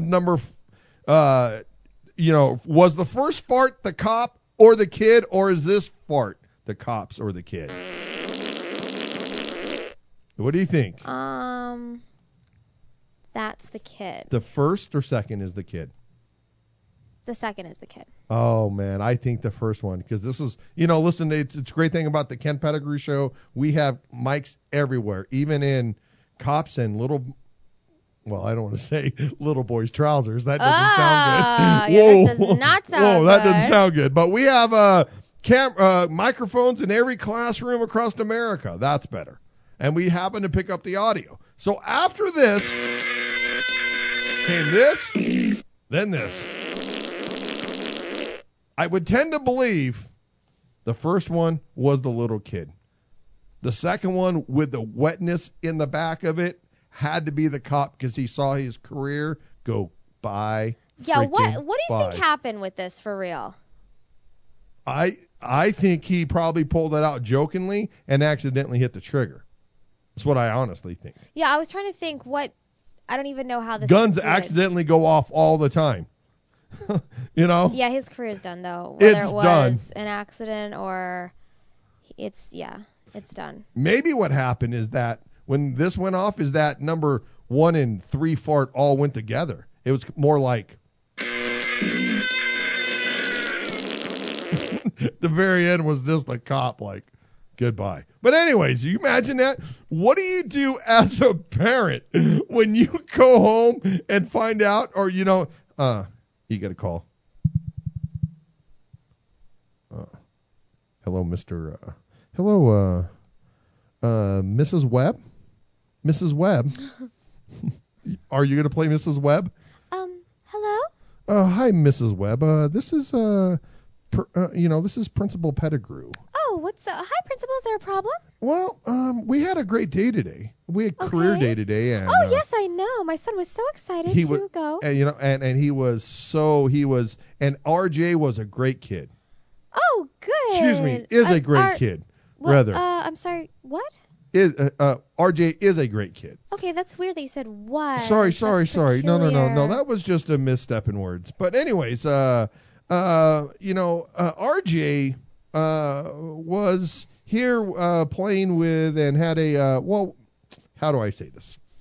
Mr. Officer Christopher Officer Webb came in and was demonstrating his car and showing what his car was, showing his what a police officer does. Mm-hmm. And ma'am, RJ accidentally got tasered. Excuse me? What do you mean accidentally got tasered? How does someone accidentally get tasered? And why is there a taser at your school? I don't care if it's career day. There shouldn't be a taser anywhere. It should be locked in the back of a police car. You know what? I'm coming down there with my husband, who's a lawyer. Do you understand me? We are not giving to the school anymore. Ever. Could you imagine? Ever. What would you do if you get that call and your kid got tasered? You know what? But maybe the kid's going to be a better kid now.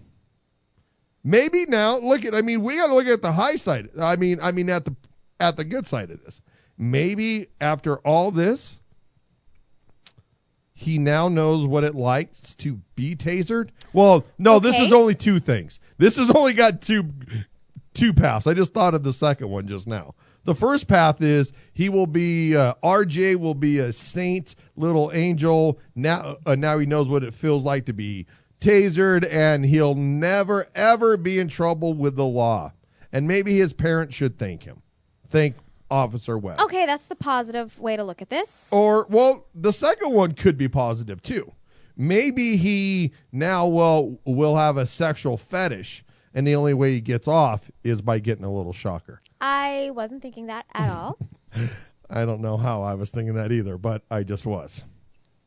Have you never licked a 9-volt battery as you're getting ready to orgasm? It's so hot. No. I'm only kidding. No, car battery works better on your nipples. Get them wet, zap. Thank you. I'll try that tonight. Zapped and poof. Watch that rocket go.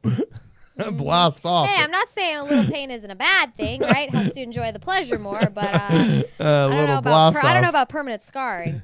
It doesn't scar. I would like you to do it. There's for no me. Scars. I would like you to shock your nipples. Look it. I'll show everybody. There's no scarring. No, please, guys. No. He's going to take his shirt off and show me There his is nipples. no scarring on this man. No. Well, at least not there. Okay. So, but what else you got? What else fun stuff? Well, this story. Besides everyone going bananas. No. Breast is best? Yeah. Yes, breast is best. We have 4 minutes, so we're going to have to. We're okay. Let's finish this story, wrap this up. We'll skip the apologies. Alrighty then. One dad is taking a stand I did have an apology against. for your mom, though. Okay.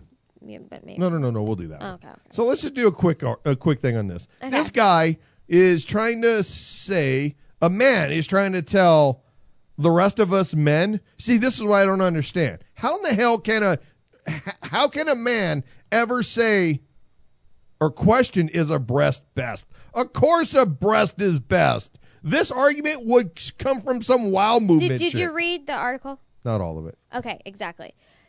If you read the article, I didn't. It's actually, they're just putting a little scandalous headline. What the dad is actually saying is he realized that breastfeeding didn't really work for his family. His wife was having trouble breastfeeding. The child was having trouble latching on. It was really hard to get it to go, and it just wasn't working for their family. So he was saying, don't feel bad if that's not working for your family. Don't feel like you're failures as parents. It's okay to look at other options. It's okay to be open with formula. Would you feed your baby another woman's breast? No. I don't think so. I mean, the only way I would ever do that you is wouldn't if share? I was impoverished, you know what I mean? And what if you're out of creamer and your coffee needs creamer? Would you squirt a couple squirts in your coffee? I would tell my husband to try my breast milk. Would you? Yeah, he better. Actually, yeah. Well, why I would you like him to try it. Why would you want your husband to try? That's a whole nother freaking issue. Because why? it's part of me and I want to see him taste it. No. That's why. Well, what if he said, taste my defecation? That's part of me. I'll lick your... Okay, I don't want to get into whatever I'll do. But you would lick a dirty ass? No, but it's got to be clean. I'm saying if... This goes back to the point that I brought up, Ken. Ken, if your child is drinking the breast milk, give me a break. You're not going to drink it? Come on, man. And you say you're a freak. You're not, Ken. Come on. It's breast milk. Your child is drinking it. You're not going to drink it? I'm not saying don't have a cup of it. Not like creamer with coffee? Yeah, well, why not? Put some in your coffee. Maybe it's going to be the best tasting coffee you've ever had. I don't know about that. I don't think it's a big deal. I don't think it's a big deal. Shoot, you know what? We're going to have to drop that poll in here next week. Okay. I'm getting that up and working. Guys, pay attention very, very, very soon. We're going to have a poll playing. And check out the front of the website. If you guys want to send us an email, there's a great page there. Easy place to do it. All the archive shows of all our past broadcast and video will be there. Oh, they can email us now, right? And email us there, right? Just go to the email page, type it in, send it, and we'll get it. You got a quick apology, you said? I do. I have an apology to Ken's mom, wherever you are. Oh. And I want to say I'm sorry that Ken did not have the emotional maturity to let you keep talking to him. But he loves you very much. And Ken wants to say. No, you're not allowed to talk. Not allowed. Oh, okay, well, I can't at this point. Listen, everybody. I just stopped the sad music in the background. Man, I want to thank everybody for coming to the show. Had a good time. Our guests. William Constantine, Rebecca Corry. Hey, go check out them on Twitter. If you're in L.A., Southern California, come out to the L.A. Improv. Show up Sunday, guys. Sunday, Let's hang 7 out. o'clock. Tickets a special price. Ken Pettigrew price, $25 at the door. Woo! I'm just saying, you drop our name. Ken Pettigrew sent us there, $25. We got connections. We got connections. We got your back. That's right. So anyways, everybody, thanks for coming to the show. Everybody at WROMradio.net, blowing it up. I'm Ken Pettigrew. I'm Chrissy. Tell a friend, tell a lover. See you all Monday, everybody.